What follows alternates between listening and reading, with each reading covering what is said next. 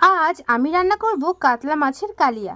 আজ আমাদের বাড়িতে আসবে দুজন অতিথি, তাই তাদের জন্য এই পদটা। তাহলে চলো শেয়ার করে নিই কী করে রান্না করলাম। ওই যে ছাঁকা তেলে মাছগুলোকে ভালো করে ভেজে নিয়েছি, আর এখন ওই তেলেই দিয়ে দিয়েছি গোটা গরম মশলা, রসুন আর সঙ্গে পেঁয়াজ, টমেটোও দিয়েছি।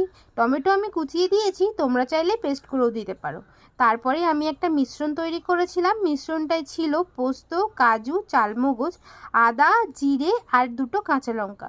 সব কিছু একসাথেই মিক্সচারে মিক্সড করে সেটাই এখন দিয়ে দিয়েছি তেলের উপর। আর এদিকে দেখো তার মানি আর মেসো এসেছে, তাই জন্য সে একেবারেই অবাক। এদিকে শালি এসেছে বলে কথা, জামাইবাবু তো মিষ্টি নিয়ে আসবেই, তাই মিষ্টিও দিচ্ছে।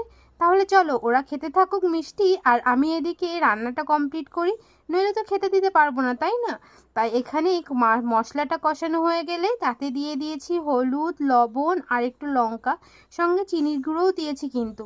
সেগুলো দেওয়ার পরে দিয়েছি টক দই। ভালো করে ওটাকে আবারও কষিয়ে এখন দিয়ে দিচ্ছি জল।